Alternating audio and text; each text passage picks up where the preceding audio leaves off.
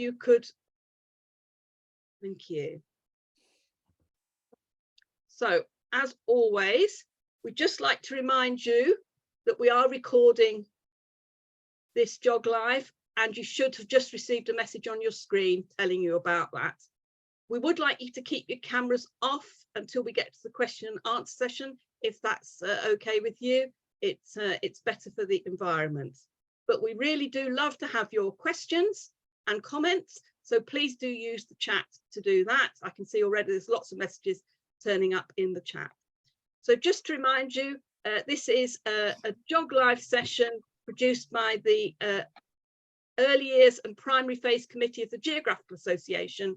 You can find us on Twitter, and you can also find out more about us on our beautiful new website. Can I just remind you all that we're very happy to share our work with you, and it will be put up on YouTube, our YouTube channel, shortly after this event today. But if you use our work, we would ask you please to acknowledge it as our work when you do that. Okay, so this is the schedule for today. As I've already said, I'm Julia Tanner, welcoming you all to this session. In a moment, Steve, who is the ex-editor of the Primary Geography Journal, is going to tell you about the current edition and about what else the GA offers to primary colleagues. Then we have Anthony, who's going to do a brief introduction to our topic tonight. We hope Evelyn will be here next if she's sorted out her technical problems. Then we have Jen, a classroom teacher, speaking about teaching about Africa. And finally, we have Chantal from Canada, giving us some perspectives from across the pond. And there will be time at the end for questions, we hope. Oh, Evelyn, how lovely to see that you're here. Okay, and I'm going to hand over to you, Steve, please. Right, thank you very much, Julia. Welcome, everybody. It's nice to see so many people here this evening. I just want to say a few words about the latest edition of Primary Geography, which you can see on the screen in front of you. This is a theme of natural geographies, and if you're a member of the GA, you should have received it by now. And I hope you've explored and enjoyed exploring its wonders, either via your paper copy or the online copy. As you can see, it features a wonderful cover by the brilliant Jackie Morris, who illustrated the lost words and lost spells. Jackie also discusses geography and her relationship as a writer and illustrator with the natural world in the interview she very kindly gave us. I really recommend you have a look at that. We chose natural geographies as the focus for this issue because there is an urgent need to understand and address the causes and consequences of our failing relationship with nature. The articles are all a celebration of life-enhancing vital geography that embraces an expansive geography education, working alongside other subjects to value geographical learning about, with, and for nature. I'm sure you'll agree that's an incredibly important theme at the moment in the current climate. It features a host of brilliant articles by experienced and enthusiastic practitioners. For example, Joy Perry and Nicola Walsh share the concept of eco-capabilities to inspire an art and nature-based approach to promoting sustainability and well-being. Joe Harris and Charlotte Foster suggest approaches using nature to help bring out the natural geographers in your class, and I hope you're identifying the natural geographers in your class. Marie Whiteley with colleagues provides an insight into how and why the Voice of Australian First Nations people offer opportunities for all pupils to deepen their knowledge of their local landscape. And that relates to one of the features of the edition, which is the celebration of children's voices in many of the articles. For example, 9-year-old Primrose Lee has been exploring with her parents since she was a baby, and she shares some of her thoughts about the outdoor world and how schools could improve, while Helen Robinson shares a geographical journey into the New Forest through pupils' voices. I think I'd like to just also draw attention to the fact that there are incredible web resources available for each edition of Primary Geography. Many articles have additional materials you can download via your membership on the website, And if you are a member, then clearly you can look at back copies and again gain access to all the additional materials that don't necessarily feature in the journal but are available online. And in this particular edition, there are some fantastic activities that children could engage in using the cover of Jackie's as a stimulus. And I'm sure you can immediately think about the ways you might use that cover. The next edition of PG will be after Easter, when you'll be receiving an edition edited by Stephen Pickering, which will focus on fresh geographies. And I'm not going to say any more about it. I leave that for a wonderful surprise after Easter. Okay, Anthony, do you want to move on to the next part? I think it's worthwhile making the comment about what the GA is offering people in terms of membership. There's a whole range of things, particularly the GA shop, where as a member you get fast discounts. And we also ought to mention the fact that the GA website itself has undergone a major revamp and was put up, I think, yesterday or the day before. It's a completely new look. There are upgrades to a number of the features there, including the search engine. So please do go on exploring. There's plenty of great value to discover in the new website. Okay, Anthony. And of course, if you go through that, you'll begin to see that resourcing your geography with subject knowledge is available. A whole new number of titles are coming in 2023. Next one, Anthony. And there's lots of lesson planning support for you available there. And obviously some of this is available as packs of materials. Okay. And I can't recommend this particular set of guides enough. So please explore the GA website and the shop. Okay. And of course, there are CPD activities available as well. I don't think I need to say anything about that particular slide. I think that says everything.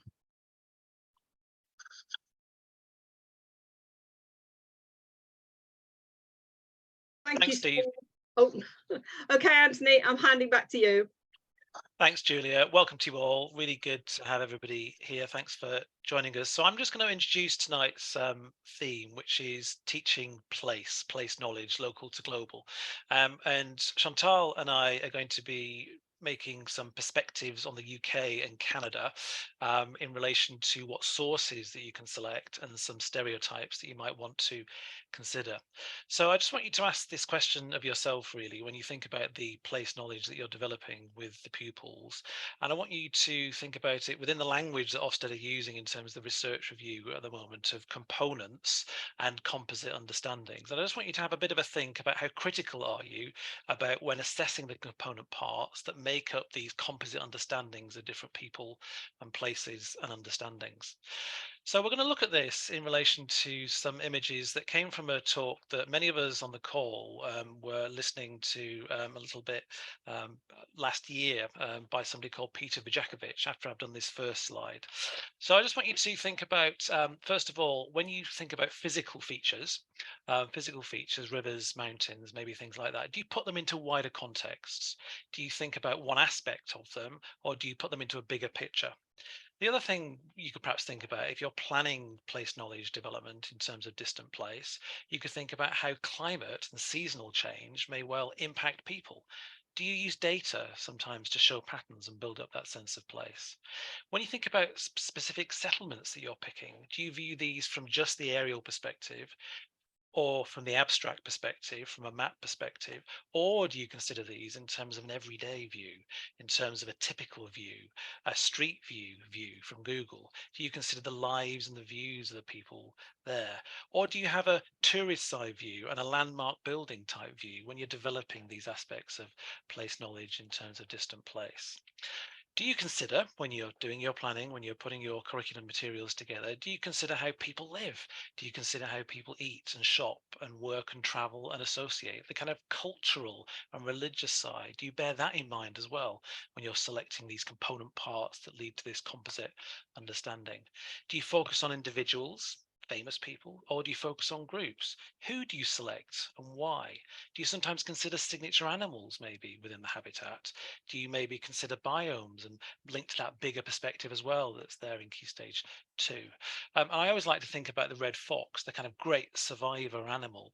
And you can find red foxes in desert biomes. You can find red foxes in hot deserts, cold deserts. You can find them in tundra. You can find them in cities. You can find them pretty much almost anywhere that there are human beings, because they are the largest natural distribution of any non-human land mammal.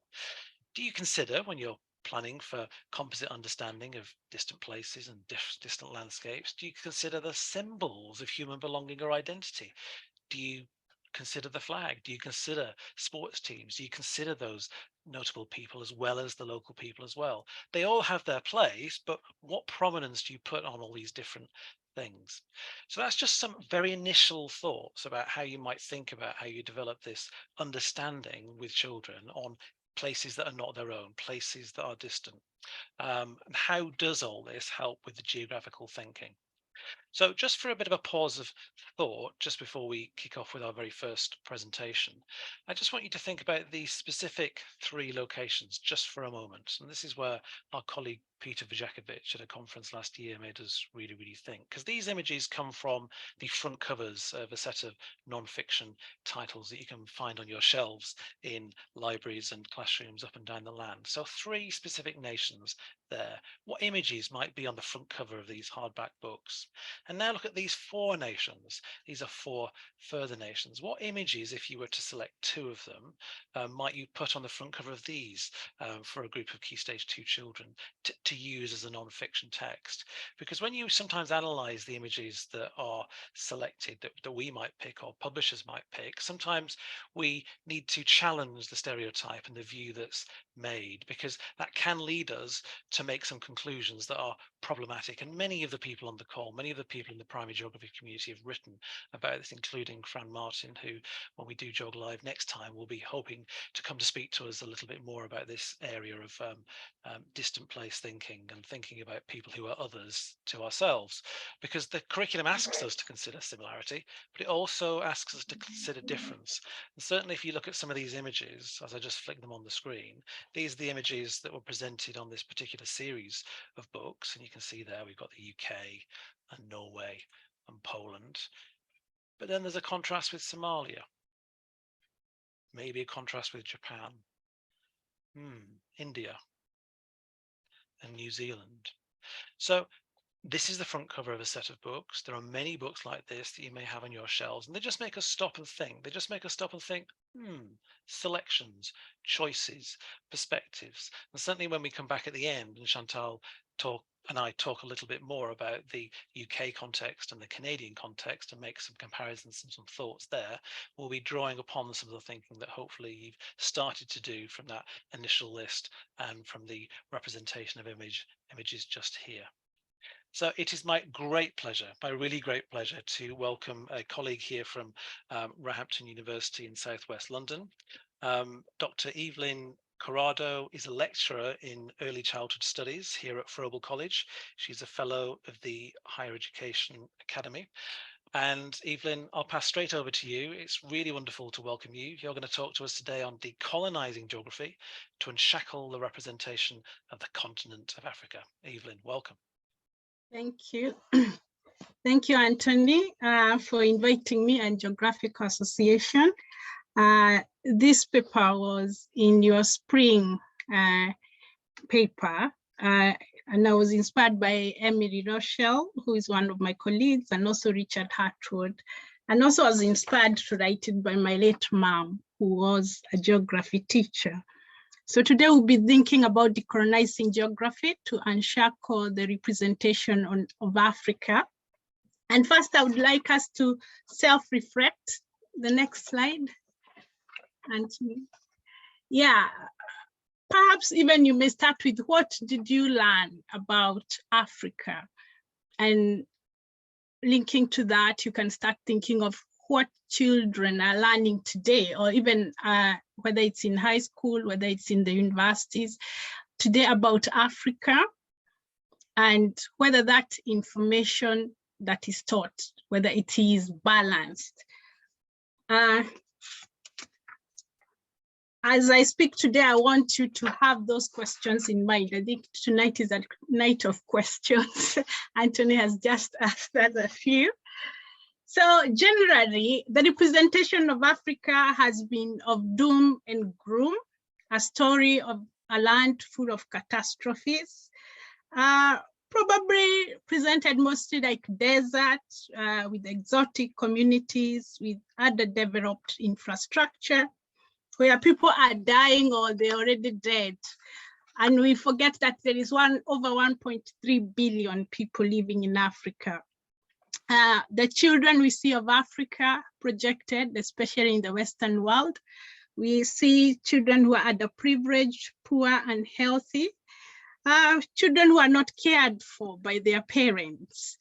And when I moved to UK, I started to see these images, and they did not project what my own childhood.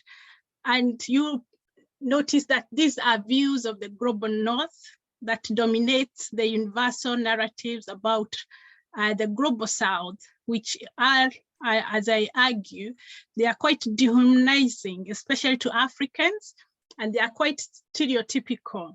And we see this not just in our day-to-day life, we see it in the media every day. When you switch on ITV, whenever there's a commercial break, there is always images of children dying, when in politics and also in education. And so I argue that these projections are unreal and a humiliation for Africans, and they need to be confronted. And I have made that my mission, and I hope you will join me in this mission. So you'll find in the next slide that the truth about Africa is quite diverse. These are my own images that I have taken over the years in central Kenya. It's in the rural areas where I grew up in, where my family still lives in. And I wonder how many of such images you've seen: children swimming pools, not in the rivers, children with their parents, some are farming. And so I argue that the story of Africa is quite diverse, but we only seem to see or to be portrayed only the negative ones. So it's important that we look at Africa through African eyes. The next slide. And I argue, obviously, that there is resources, there are hardworking people, there's education, and there is progressive lifestyles. Africa, actually, its story is intertwined with the global story. We produce a lot of minerals that we use, we are proud of outside Africa, the diamonds. Your mobile phone today, I believe everyone has a mobile phone. The metals there, some of the metals can only be found in Africa. Even when we look at the civilization, the African civilization was there even before the Greek civilization, but it seemed to be overlooked when we are looking at the civilization of the world. Also, I want to look at what is happening today, that African story, and it produces a lot of workforce, even in the global North. If we may reflect during COVID, the people who died for us in NHS, some were doctors, nurses who were educated and grew up in Africa. Even maybe some of our colleagues, the food we buy from our Sainsbury's and other places. Just recently, we said there was shortage of fruits and vegetables, and when you listen, they say it's because there is climate change in Africa. And it's funny, the story is only told when it becomes negative, but we never actually said that actually Africa is feeding us. The fruits, the vegetables we buy, I see from South Africa, from Kenya, I see from Egypt, Morocco, and other countries.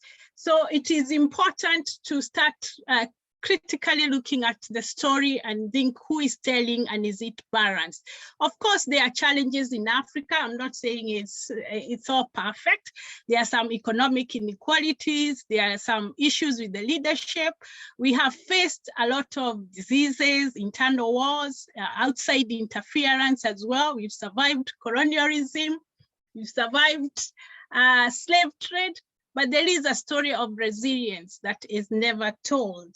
So it's important that we start telling the other story. Move to the other slide. So there is a lot of progress in Africa. If I may take two examples. For example, Rwanda. And I know nobody now can forget Rwanda with the new conservative government initiative. But mostly a story about Rwanda, we always hear about the genocide, but Rwanda has really developed, especially their city in Kigali. And they are using technology, using drones to deliver medicine in the rural areas.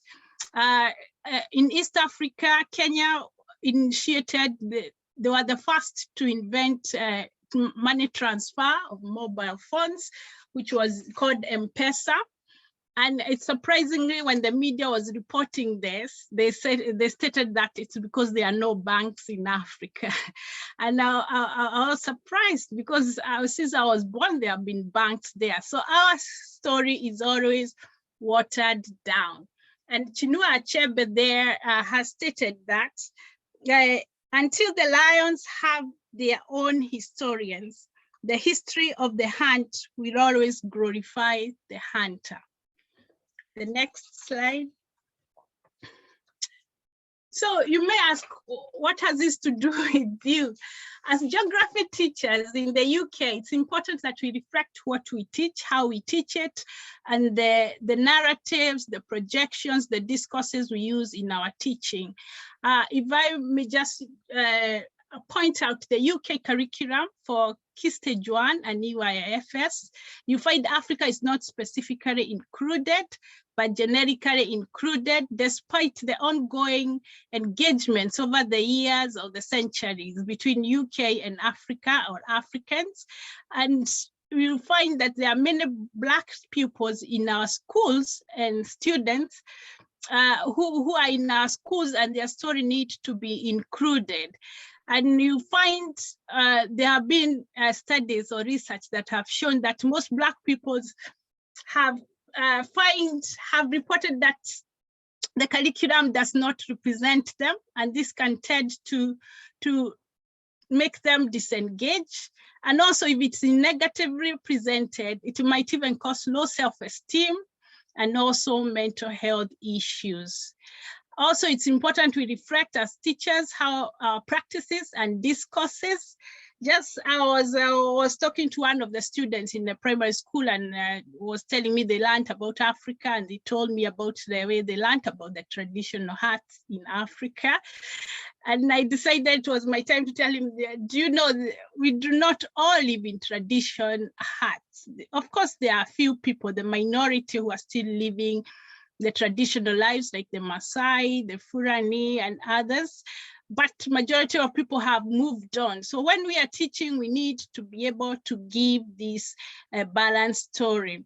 Also, the campaigns and charities, for example, when you're saying save the children, which are these children we are saving? If you ask your students, or even when we are thinking which children we are saving, the NGOs and the campaigns we use, they always continue to reinforce these negative stereotypes. We are saving Africa. What are we saving it from? So my argument, and other people have argued, is that education has continued to be a reproduction of global inequalities. And hence it's important as geographers, when we are teaching about physical geography, as Anthony has just mentioned, the social geography and the cultural geography, it's important to see, are we reinforcing these inequalities and stereotypes, or are we critically looking at them with our students? The next slide. In my geography lessons, which was my best subject in primary school and in high school, It's later I realized that some of the things that I learned, they had colonial inclinations in them. For example, we learned about Europe, and it was this glorious world where people live in harmony, there are no traditions, it's civilized. And also Africa, I learned more about the places that the white explorers discovered, the Mount Kilimanjaro, Mount Kenya, and River Nile, who found the source of River Nile. So we learned more about people like Rebman, Dr. Kraft, Dr. Livingstone. But these stories, they left out the people who helped these explorers reach there.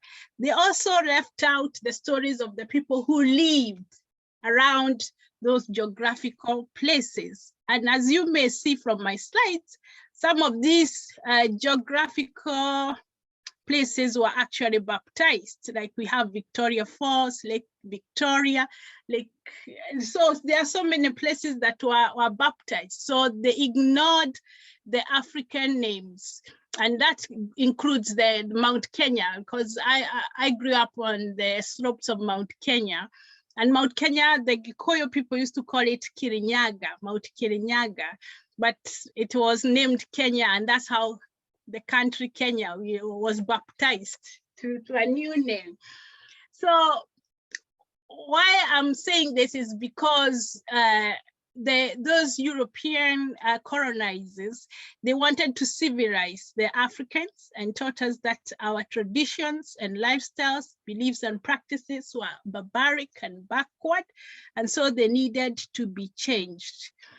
However, in my learning, it overlooked the knowledge and the creativity and civilization of Africa. As I said, the Iron Age, when you learn about Iron Age, you learn about the Mali Empire, the medicine, the agriculture, the artwork. If we think about the artwork that was done a long time ago, we are still arguing who should keep the artifacts, those who are made in Africa. So if they were not that variable and those people are not as smart as we would like to acknowledge, then why should we be fighting for these artifacts? So as Ngugi wa Thiong'o has argued that sometimes the syllabus, especially in Africa, has mirrored colonization and neo-colonization, which helps to enable exploitation, oppression, and human degradation of the African people. The next slide. So why is this important? It is important because these stereotypes have effect on recipients, the Africans. There is low self-esteem, unspoken anger. I know a lot of Africans who feel angry when, even myself, when I see these adverts, I always change the channel, I can't stand them. And it's a violation of human rights when we are dehumanizing other people. It dampens determination and it can cause mental health issues. As Chimamanda has argued, that there is a danger of a single story. So we don't argue that there are no people who need help, but our allies and our supporters should help us to. We need to solve our own problems as Africans, and if anyone is helping us, they should do that with respect. The danger of a single story leads to partiality and prejudice and promotes ignorance. So moving forward, I think we need to think, what should we do? Now we have identified the problem and it's there, and I believe most of you might agree with me. It's thinking, how do we include African voices and provide a balanced outlook to address the alienation and the issues of psychological, physical issues, and also political, because when people are seen as they can't get their act together. Obviously, even when we are deciding global issues, we always see them as people who want to be helped. We don't see them as people who should be part of the solution. The next one, please. So as teachers, it's important that we start reflecting on our practice, our own discourse, reflect, and that's why I asked us to think about what is it that you know about Africa? How do you teach about Africa? And also allow spaces for dialogic engagement, where we can also start to promote critical thinking with our students, thinking about this.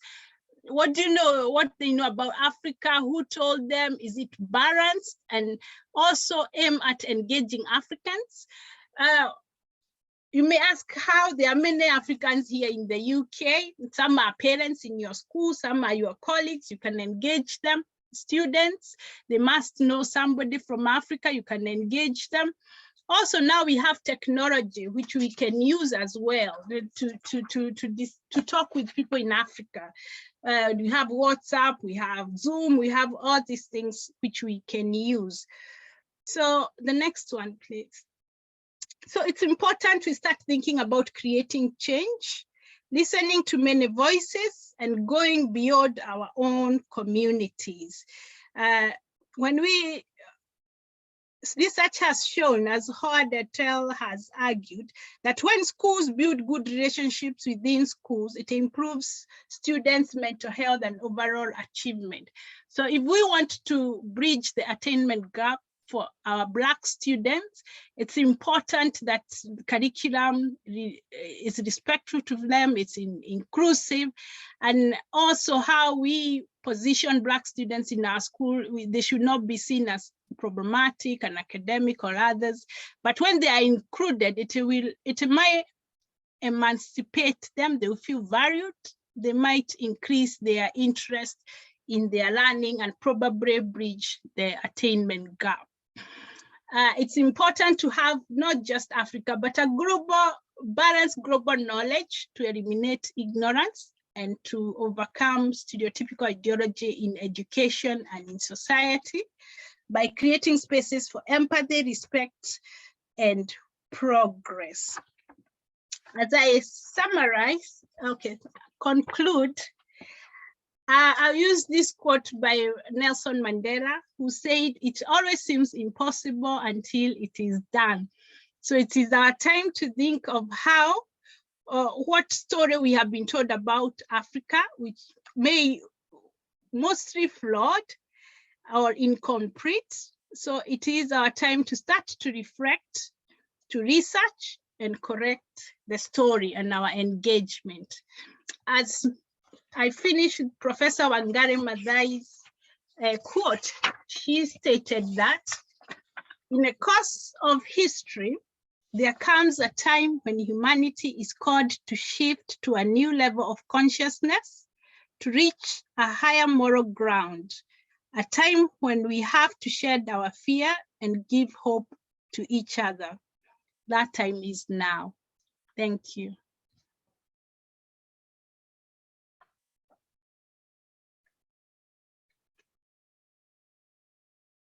That's the paper. I think you can find it, and I think it has been nominated, so you can also vote for it, I think. Thank you.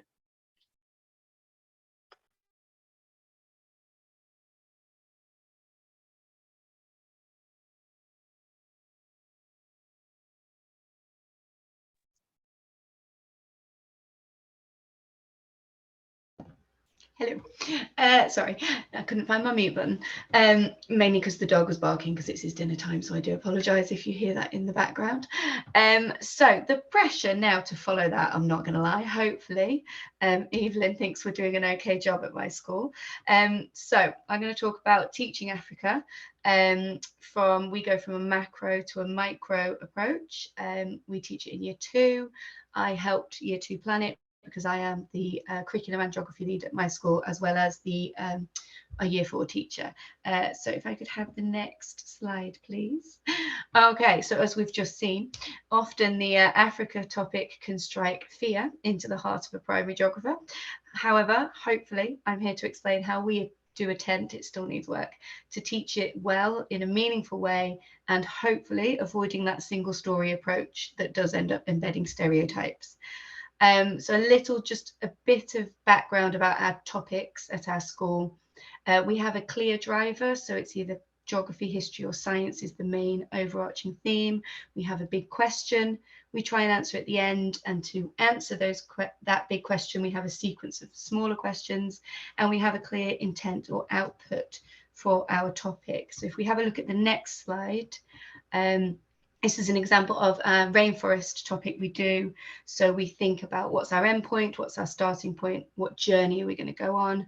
So our starting point is, for example, we look at what they've done in previous years, and by the end we wanted them to understand why rainforests were so important and why we should protect them. So therefore they need to know what are rainforests, and then you know, what are they like, why are they important, what dangers do they have, how and why can we protect them, and what are the differing views on this. And that's just a very quick example of how we plan our topics in our school, or we're attempting to anyway. So for our Africa topic, it is year 2. It's split across 2 half terms in the summer term, and we have a key focus for each half term. Term 1 has a more macro approach to the whole continent, and our big question is, does it snow in Africa? Mainly fueled by that Live Aid song, and they sing that line about the snow. It's annoyed me for years, so I thought, why not put it in my curriculum? So thinking about that, what knowledge do we need to know to answer this question? We need to know the continents and oceans, weather and climate and the different climate zones, and physical features and human features we put in there as well, of Africa. Some they've done already, looked at continents and oceans. We start them right out in reception with that.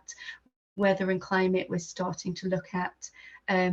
We look at cold and hot climates earlier in the year in year 2, and climate zones, and then it's an introduction to physical and human features really in year 2. So if we have a look at the next slide. So the first thing we do though is we see what misconceptions the children have by playing a game of Africa or not, where we show lots of different photos, and you can see lots of, just a few representations here. We do loads. They have to say whether they think it's Africa or not and why. The only one that isn't is a polar bear, and we hope that they know that, because that is a topic they've done earlier in the year. I've included the bottom right because with the 2 children in school, lots of children say that's not Africa because there's a white child in the picture, which is really interesting for us. We have a lot of children from Africa in our school. We're a very diverse school. You know, we have Africa, Nepal, Eastern Europe, lots of different countries. And that one, another one, we had a picture of a mobile phone, and no, they don't have mobile phones in Africa. Oh, you know, so it's a really good way of pulling out the misconceptions that are underlying there with the children. And then if we move on to the next slide, after we've done that, we start looking at Africa as a continent, looking at the different countries, and looking at some main human and physical landmarks. They do a little bit of research, a bit of studying about different ones, and then they have a go at making some landmark maps outside. You can see the children here have tried to draw the outline of Africa much more successfully, I have to say, than I think I could. And they use different things to represent the different landmarks. We've got some deans for Victoria Falls. We've got some stuffed animals for the Masai Mara. We've got some pyramids for the pyramids. We have one of the mosques. That's terrible. I can't remember the name of it, sorry. And we can see some water has been poured there for the River Nile. As in an old group, they know the River Nile's not down at the bottom. That was an old group that got a bit wet. And then moving on, they then make paper maps with keys.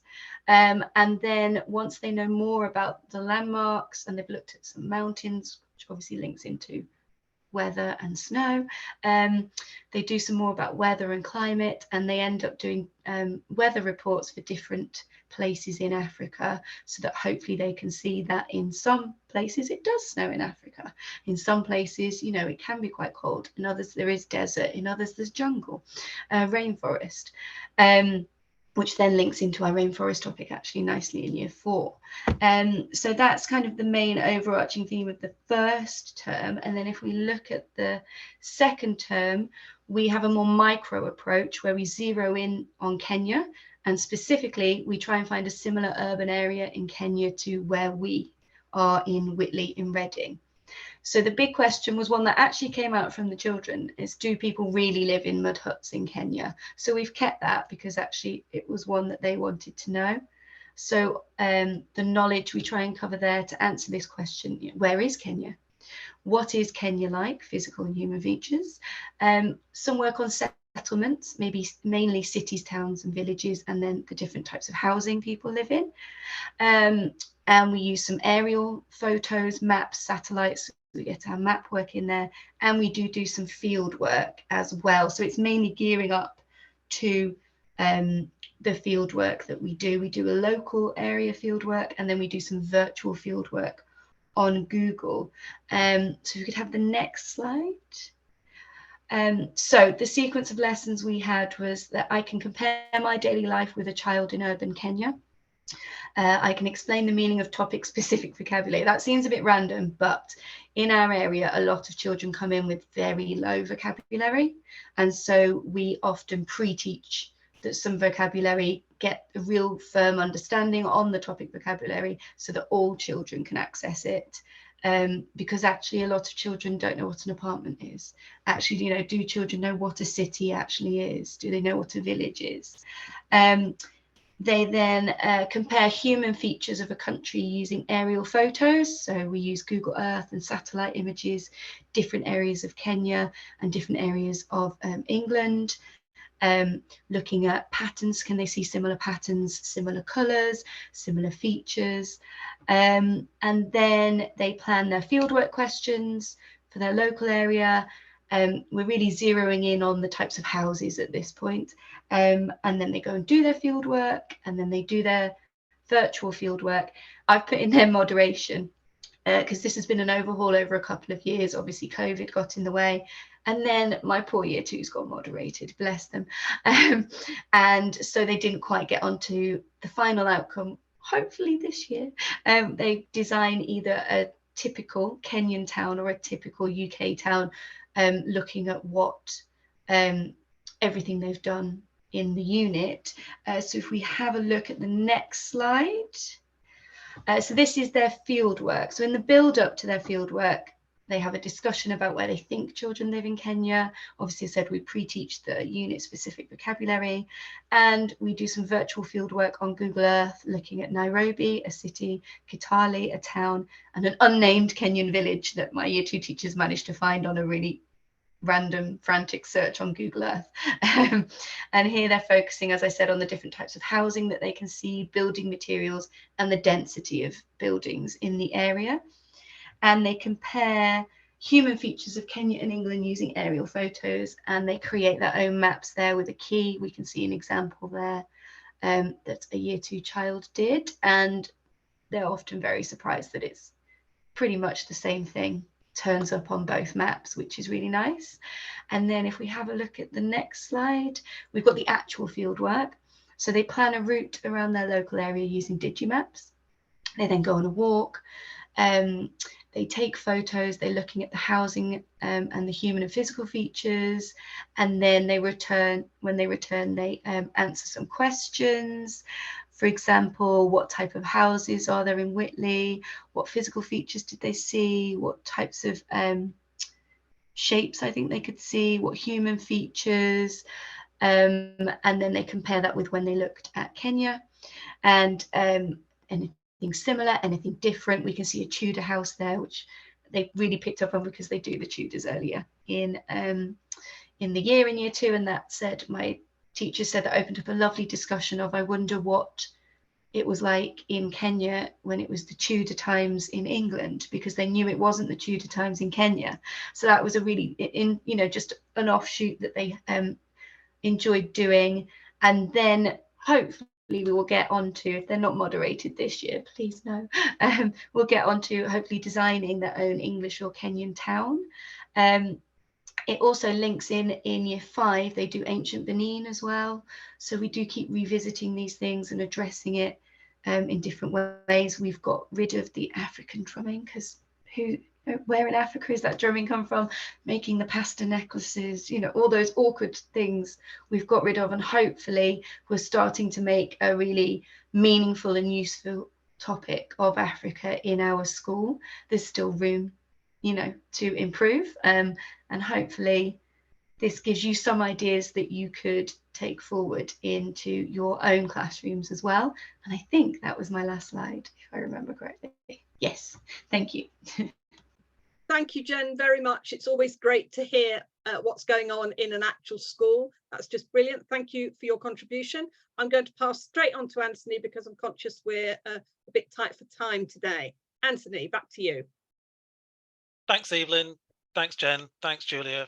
Thanks so much. So we're going to round off today with some thoughts that Chantal, Derry and I have had about teaching place from a local UK perspective to a more global perspective, this time focusing on the North American continent. And our title really is about identity and sources and stereotypes. And I started off the session today thinking a little bit about this and giving you some hints and tips about some ideas from our perspective.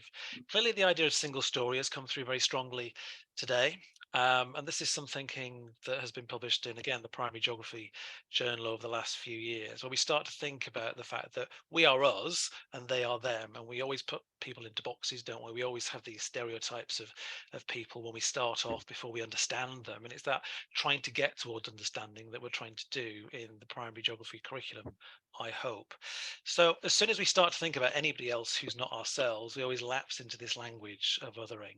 Those who are not like me can start to slide into a homogeneous mass of difference from me. Essentially, they become the same as each other. This is problematic and is obviously arrogant, as you will be aware, because there's this assumption that they are the same as me. The other is secondary, and the best one can do for the other is to extend this liberal tolerance, this perhaps condescension flowing from this benign superiority. And we've heard very powerfully already about how, as Evelyn says, this can be the perspective that occasionally, sometimes we can have when we think about distant places. So there's lots and lots of research on this, and it was hard to select anything in particular, but I just draw your attention to this Cambridge Primary Review Trust document published about 7 years ago on primary education for global learning and sustainability from Doug Bourne from the Institute of Education, UCL in London, and colleagues, because the research and the syntheses that they've done is they've found that whilst there is some evidence that children in the UK are interested in learning about global issues, so big win for geography there is a debate, a healthy debate, I think, about how globally literate children actually are, that their capacity to actually do distant place study in school. And the 2014 British Council survey of children found that UK children seem to be behind their peers in other countries in terms of this global awareness. British children's thinking about the Commonwealth in particular remains heavily influenced by, again, this idea of colonial thinking. Bourne and others do suggest that we need to intervene early. We need to have these conversations. We need to build on this from very early on, before the age of 7. And we need to challenge these negative stereotypes before they become entrenched and provide in our teaching a scaffold into which the more complex themes about justice, social justice, climate justice, and things like that can be added later on in their schooling at Key Stage 2, 3, and 4. So I'm going to pass over now to my colleague Chantal, within the Commonwealth, but actually currently in London. So Chantal, really welcome to GeogLive, and over to you. Yeah, thank you. So true, as we will continue talking about this UK and Canadian perspective that bring us, Anthony and I, together. So we share that reflection about teaching about distant place. So working with Anthony, I realized that you have to talk about a North American place in the curriculum at some point. So we were asking ourselves, is Canada a good example of a North American place? And we have the occasion to think about this and about what about identity, what about scale, what about choice, what about stereotypes. So during the previous presentation, there were questions about identity, scale, choice, and stereotypes. So it's always there. And for us, it was interesting to look at this from our own perspective. So the national perspective, but we also have to take into account our personal experience and perspective, because as teacher, like for the students, we have our own perspective. So if you go, Anthony, with your perspective first, and then I will present mine. So this is me. I'm middle-aged. I've been teaching 20 or more years. I come from Northwest England. I've lived in a city and a town, but I've lived in England my whole life. So I have to compare all of this identity against the world, against people, places and environments. Yeah, I've traveled.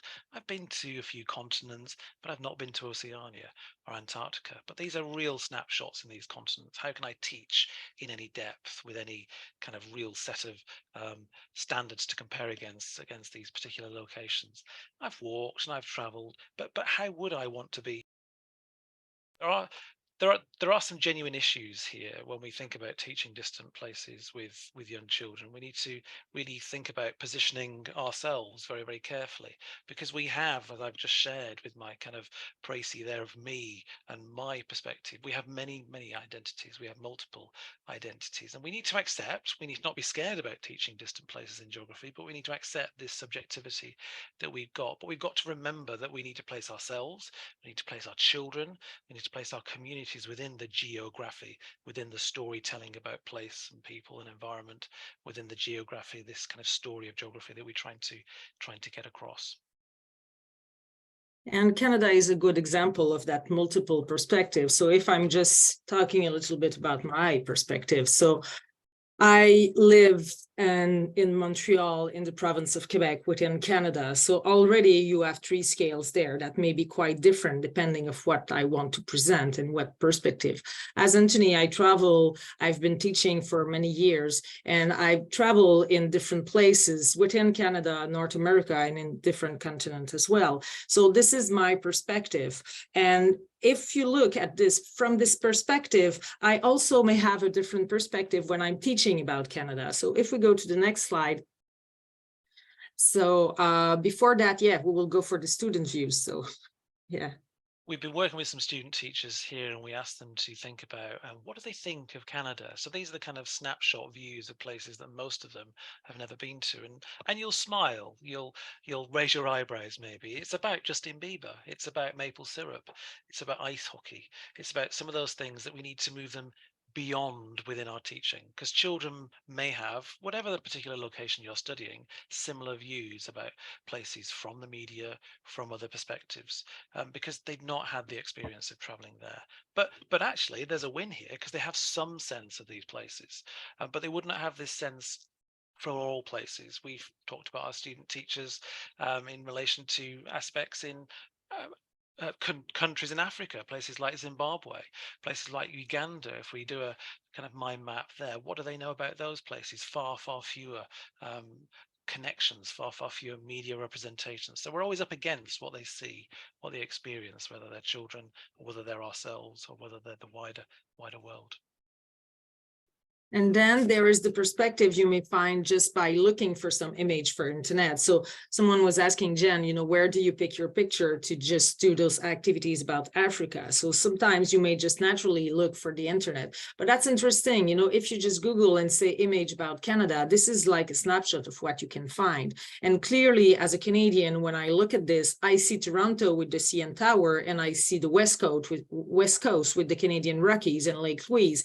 So you may have in the bottom one picture of all Quebec, but that's quite an homogeneous image of Canada. So that's what you can find if you look at some internet views.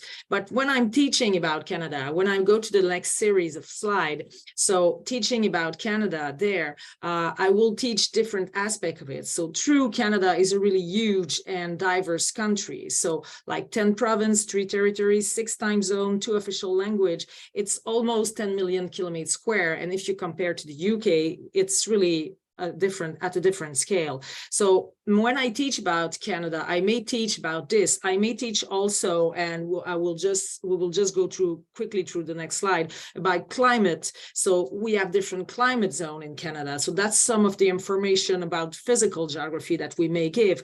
Also about the relief. So the Canadian Shield will be almost half of the country. So that's quite important in green on that map. You have also the vegetation from the tundra to the Pacific forest. If you look at the next slide, Anthony. So you have vegetation in Canada. So here again, so we have this picture of a distant place, and this is more a traditional perspective. This is more a physical geography perspective with all that information. You have also, in the next slide, you will see some information about watershed in Canada. Even though it's maybe less visible for the students, it's still really important. And even if you look at the North American perspective, so if you just ask at the next slide, Anthony, so you see here with the North American perspective, so watershed. So this is all more like when you're teaching about Canada. When I'm teaching about Canada, I will teach those information, those more physical geography aspect, but also I have my own experience of Canada. So I travel in 7 of the 10 provinces, but none of the territories. So I may speak about the territories as a foreign, as a distant place. I speak the 2 official language of the country. That may be really useful to just go in different situations. And I travel with different means of transportation. So that brings different image of my experience of Canada. So in the next slide, you will have the first image like driving in the Rockies in the winter, Montreal city in the fall. Then the next one will be Halifax in the spring. So now I'm on the East Coast. Here we have Lac Saint-Jean in the summer in the province of Quebec, and the same area in the winter, the next picture. So it's the same place, but a different season. So just having the same place, but in a different season, that will change the perspective. And here in the winter, again, you see the St. Lawrence River. That is quite important. That's a physical feature that is quite important in Canada, but it will be more important if you're in Quebec because you live near the St. Lawrence River than if you are in Winnipeg or Calgary, where you may have never seen the St. Lawrence River. So you see, adding to that internet views, your own experience, you have this. And if you change scale, if we go at the Quebec scale, it's interesting here. And sometimes you have to be aware of those like tricky situation. Like I just Google internet views about Quebec. But the thing is that Quebec, you have Quebec City and you also have Quebec as a province.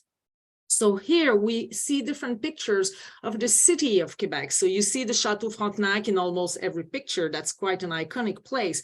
So truly that's something you may look about for Quebec. But then if you want to talk about the province, like Quebec City do not reflect the province like London that do not necessarily reflect entire England. So all those different perspectives that you have to keep in mind. And hopefully to just bring some attention to this for the children. And if we change scale again and we go to Montreal, so at the beginning I say that I live in Montreal within Quebec, within Canada. So it's just like what the views of Montreal. So here you have some picture of Montreal. So what you can find on internet, that's what you have here, some of the image you may find. But what's my own experience of Montreal? So if we go to the next slide, my own experience, and just to introduce that, I just present you the Montreal's flag. So this is the city flag where you can find the symbols of its founding people. So you will recognize some of the symbol there, probably. So this is like another aspect you may teach about Montreal, but what about my own experience? So on the next slide, you see Montreal is an island and a city with a different aspect, different characteristics. So we have bridge for transportation. It's an island. You have a lot of parks. You also have the metro and all public transportation that you may find on the next picture. And you have also a lot of church. You have also like Montreal as it's a French city. So even though a lot of people will also speak English, but it's a French city, you also have a lot of festival, a lot of museum. So those are all aspects. And just by choosing, you may have the last picture, Anthony, just by choosing those image as representation of Montreal, this is my representation. And I can even go deeper if I look at the next slide. So Montreal is a city where I like to just walk around. So just to bike or just go to different theaters, see cultural events. So this is all my experience from my own perspective. So I'm presenting a city, but from my own perspective. But what about the children? If we go to the next slide, it's really important, when you teach about this in place, when you think about those perspectives, and we had already had some example in the example from Jen as well, ask what they know about a place. That's really the good starting point. And also why they know this. What's the source of knowledge? Is it from experience, direct experience? Is it because of their family background? They may have never been to Canada, but they know they have an uncle there and their father or mother is talking about it. And It's also interesting to identify how their knowledge may be specific to their identity.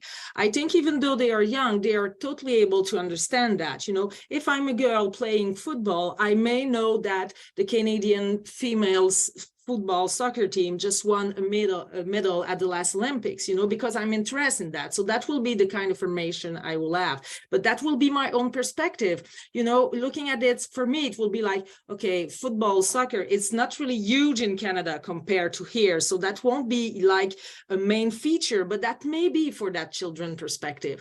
And using maps to give a sense of scale of perspective, it's really important, because like Montreal is not representative of Canada. It's just that little dot, you know, on this map, that big map. But it's really hard to just, you know, we want to have those micro example, you know, really related to the daily lives of the children. But at the same time, some of the places are so big, so macro, so diverse that it's difficult to get a sense of all that. So you may go for the conclusion, Anthony. Chantal, thank you so much. So our final slide is really to kind of not scare you about distant place teaching. I'm always really mindful of that. There are lots of things we need to consider ourselves and our perspective, but also this sense, as Chantal says, this sense of scale. This is our big challenge when teaching with any sort of distance, even if that's UK distance, never mind continental distance. And just to kind of complete, really, we've got this citation from Simon Catling, member of the primary geography community, from the leading primary geography text published by the GA. Scale is really about providing this lens to look at the world from these very macro small sites to local, to regional, to national, continental, and then oceanic perspectives to the whole global picture. Scale does enable many relationships to be identified, and particularly on wide-ranging patterns and connections to start to be recognized as you produce your sequence of learning, as you produce your units of work, as the children grow and develop through their geography thinking throughout the whole of the different key stages. Scale as a concept supports understanding environmental and place processes and making predictions. So there's lots more to read in that particular text. Thank you, Chantal. It's been a pleasure to work with you. Thank you to Evelyn, and thank you to Jen. And thank you to everybody for coming today. I'm conscious of the time, so I'm just going to finish by thanking all our contributors who've given us lots of food for thought. Thank you, Anthony, Jen, Chantal, and Evelyn. Thank you very much indeed. Just a reminder for you all that the GA annual conference is taking place just after Easter. You can book your place to come in person, or of course you can come to part of the conference. I think not everything, but quite a lot of the conference will be online this year. And if we could go to the next slide, Anthony, and then our next two GeogLive sessions coming up next term. The first one is on the 17th of May, when we're continuing with our thinking about teaching place in primary geography. And we have Fran Martin as our key speaker, who has done a great deal of work on avoiding the single story, decolonising the geography curriculum. And then on the 21st of June, we have Steve and Stephen, two members of the Primary and Early Years Committee, who will be talking about climate change and sustainability education. So I'd just like to thank you all very much for coming. Thank our contributors. Thank you to the rest of the GeogLive team for all the work you're doing behind the scenes. Let us know what you thought. You can tweet us. And thank you to everybody who came. We're really glad that you continue to find these sessions useful. It was especially good to see some new people here today. I hope you've enjoyed it, and I hope to see you next time. Thank you, everybody. Have a good evening.